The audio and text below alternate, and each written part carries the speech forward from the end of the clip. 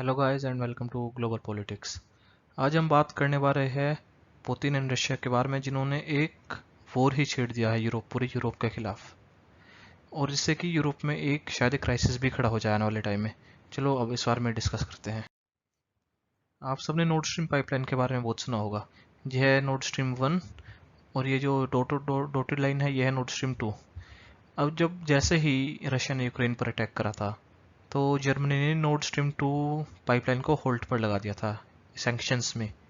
और जो Nord stream 1 है, ये 2011 में कंप्लीट हो गई थी और ये तब से ही ऑपरेशनल है। ये डेली बेसिस पर जर्मनी को गैसेस पास करती है, और जर्मनी की इकोनॉमी काफ़ी हद तक टिकी हुई है नॉर्ड स्ट्रीम 1 गैस पाइपलाइन के ऊपर। आपको पता होगा कि यूरोप की जो इकोनॉमी है वो काफ़ी हद तक नेचुरल गैस के ऊपर टिकी हुई है, और यूरोप की पूरी नेचुरल गैस में से 40% नेचुरल गैस सिर्फ रशिया से आती है।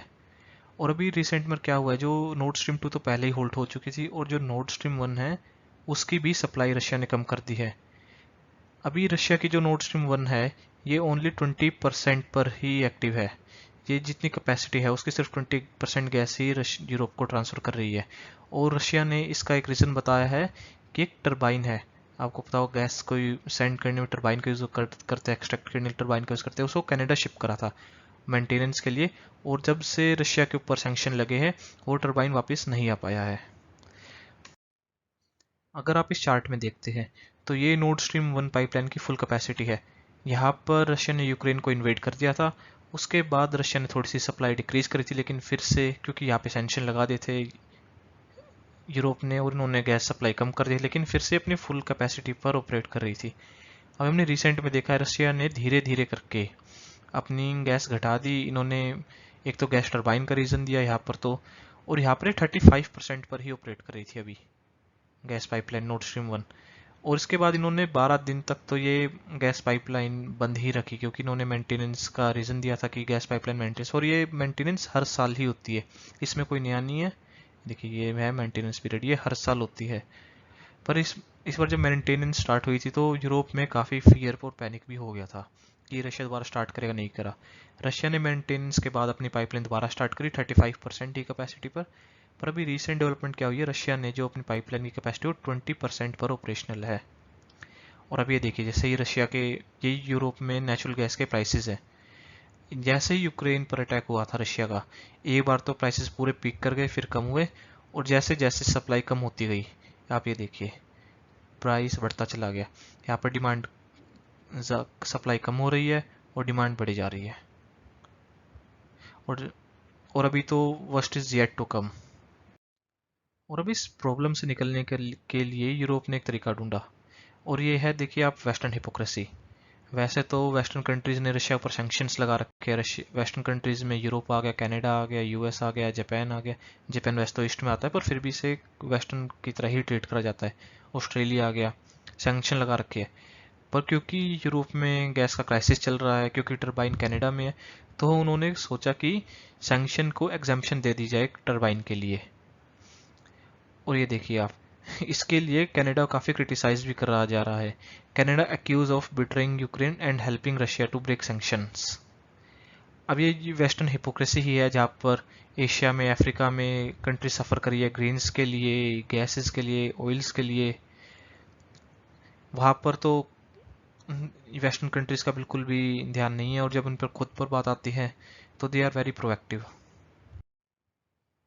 और अभी इस क्राइसिस से निपटने के लिए वेस्टर्न ने एक नई अप्रोच भी देखी गई है। जब से 2018 में जमाल खशोगी का मर्डर करा गया था, तब से वेस्टर्न कंट्रीज ने, यूरोप एंड यूएस ने काफ़ी ही बाइकआउट करा हुआ था सऊदी अरेबिया का। पर अब जब उन पर खुद पर क्राइसिस दोबारा आ गया है गैसेस का, तो उन्होंने सऊदी अरेबिया की तरफ रुख करा है, क्योंकि सऊदी अरेबिया के पास ह्यूज अमाउंट में गैस रिजर्व्स है। और ये है सऊदी अरेबिया के डिफेक्टो लीडर एमबीएस, जिन्हें एमबीएस कहा जाता है, मोहम्मद बिन सलमान। और यही जिम्मेदार थे जमाल खशोगी की एनकाउंटर के लिए, उनकी हत्या के लिए। और अभी इन्हीं को दोबारा यूरोप में इनवाइट करा है। अगर अब हम लेटेस्ट डेवलपमेंट की बात करें, तो यूरोप के लिए क्राइसिस बढ़ता ही जा रहा है, क्योंकि रशिया की डिमांड है कि जो भी अब पेमेंट करनी है गैसेस की, वो सिर्फ और सिर्फ रूबल्स में होगी। और जहाँ तक है काफ़ी यूरोपियन कंट्रीज है उन्होंने पेमेंट करने से मना भी कर दिया है।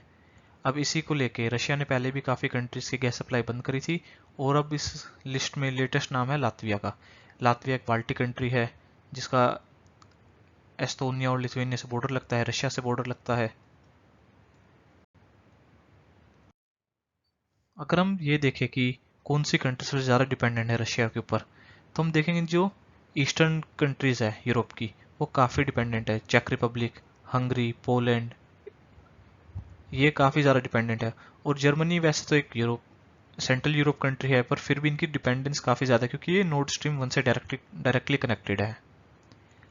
और अभी यूरोप खुद भी काफ़ी डिवाइडेड है क्योंकि पोर्तुगल, डेनमार्क जो छोटी कंट्रीज है जिनकी स्टोरेज कैपेसिटी भी छोटी है गैस स्टोर करने की, उनकी स्टोरेज तो ऑलमोस्ट फुल है।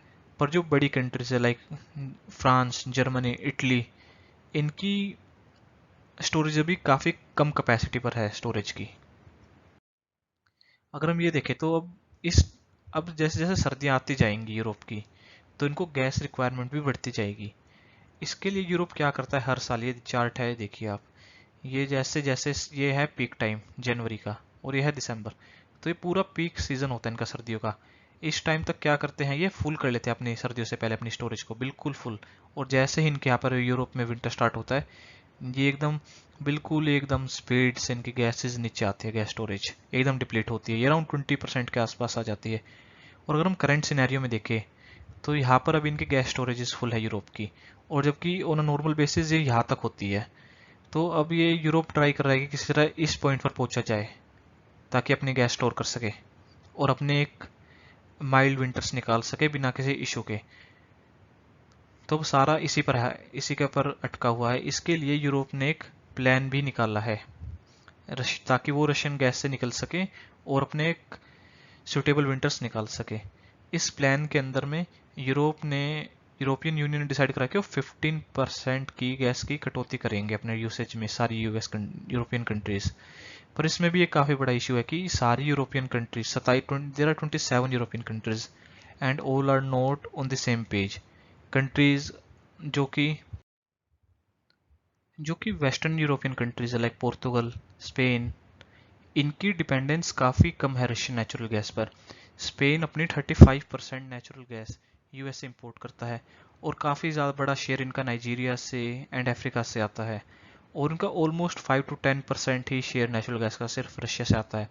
तो इन्होंने अपनी नेचुरल गैस की कंजम्पशन कम करने के लिए कम्प्लीटली मना कर दिया है। अब जैसे यहाँ पर पोलैंड है, पोलैंड की स्टोरेज 95% फुल है, और विंटर्स आते आते इनकी फुल भी हो जाएंगी। तो इन्होंने भी 15% नेचुरल गैस कम करने से मना कर दिया है। तो यूरोप खुद भी काफ़ी डिवाइडेड है नेचुरल गैस को लेकर, और ये एक ऐसा वेपन था पुतिन के पास जो कि किसी और कंट्रीज के पास नहीं है। और जहाँ तक हम नेचुरल गैस का इफेक्ट सिर्फ इनके विंटर्स पर नहीं, चाहे पूरे यूरोप की इकोनॉमी के ऊपर ही पड़ेगा। काफ़ी रिपोर्ट्स आई है बैंक्स के द्वारा, थिंक टैंक के द्वारा, जिनका कहना है कि यूरोप शायद एक रिसेशन में भी चला जाए 2023 में, क्योंकि इनकी डिपेंडेंस नेचुरल गैस पर, जैसे जैसे नेचुरल गैस को ये कम करेंगे और दूसरी जगह डाइवर्सिफाई करेंगे, इतना में इनका काफ़ी ज़्यादा प्रोडक्शन लॉस हो जाएगा। और काफ़ी सारे थिंक टैंक्स का ये भी मानना है कि यूरोप जो गैस क्राइसिस की वजह से इकोनॉमिक क्राइसिस में जाएगा, वो एक काफ़ी शॉर्ट टर्म होगा, लेकिन जब रशिया जाएगा वो एक लॉन्ग टर्म क्राइसिस होगा। क्योंकि जब तक विंटर्स निकलेंगे, यूरोप अपना काफ़ी डाइवर्सिफाई कर देगा अपने गैस के सोर्सेज, उसमें जो स्पेशली नॉर्वे एंड यूएस का होगा। क्योंकि और अगर आप करंट में देखें तो यूरोप ने अपने कोल प्लांट्स, न्यूक्लियर प्लांट्स भी एक्टिव कर चुके हैं ताकि वो अपने विंटर्स को इजीली निकाल सके। और अगर ये यूरोपियन मार्केट एक बार रशिया के हाथ से निकल गई, तो रशिया के लिए आगे सर्वाइव करना मुश्किल हो जाएगा, क्योंकि रशिया के ऑयल एंड नेचुरल गैस काफ़ी बड़ा कंट्रीब्यूट करते हैं खुद रशिया की इकोनॉमी में और इनके बजट में। इसके लिए रशिया ने अपने ऑयल एंड नेचुरल गैस पर डिस्काउंट तो निकाला ही है। अब रशिया इसीलिए इंडिया एंड चाइना की तरफ भी रुख कर रहा है। पर चाइना तो कंजम्पशन कर सकता है रशियन गैस की क्योंकि पाइपलाइन भी एस्टेब्लिश्ड है, पर इंडिया के लिए काफ़ी मुश्किल है, और ऐसे ही और कंट्रीज़ के लिए भी। तो देखना होगा कि आगे क्या रहता है इसके बारे में। So please like, share and subscribe, and thank you and keep watching Global Politics. Until we see again.